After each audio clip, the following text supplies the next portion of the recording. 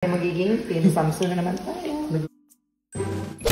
Nagluluto kami guys ng ano tawag dito? Kwek. Sana all. Yeah. Ay, pag malaki diba, tokneneng ba? Tokneneng. Pag malaking egg, tokneneng yung tawag. Tapos kapag mga itlog ng pugo, Kwek. Kwek yan. Yeah, kasi namimiss na namin yung yung mga pagkain. Pinos. Talaga ba? Tapos ito na yung finished product ni guys. So true. Ito na siya. Ang ganda. Diba? Manifesting. Ang ganda. Ang mahal kasi sa bata. 7 real isang tiraso sa bata. Nagluto na lang.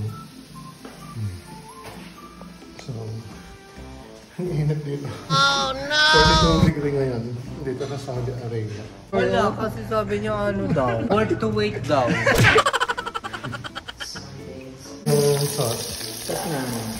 Sauce ng kwek. Ng tokneneng pala tokneneng. Ito na yung finished product guys. Ang dami. 15 pieces na ginawa namin.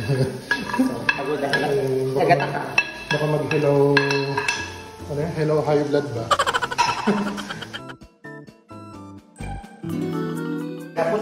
Bapot kami ngayon. Ang init dito ngayon. 42 degree. So ito na guys yung magiging ano yan, sopa. May pipino siya, may sibuyas. Tingin tubig.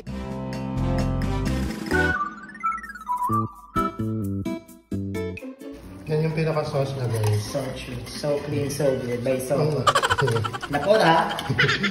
Nagamit na naman yung talent na Kim Samsung. Ko pa ba? Ganon. Gamit na naman yung talent ng pin Samsung. Man guys yung sopa. With chef.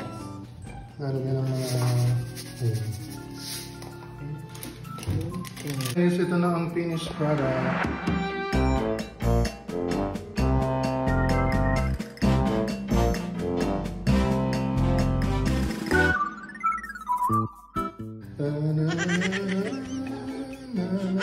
Background music guys.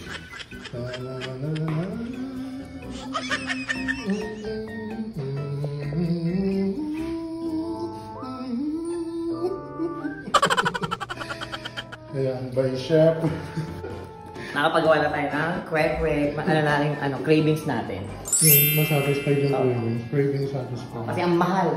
Ang mahal sa Batangas, 7 reals isa. 7 reals isa. So hindi makatarungan yung price kaya gumawa na lang. So hanggang dito na lang. Bye-bye. So guys, kakain na tayo ng tokneneng. Ito na siya. Nasa table na siya.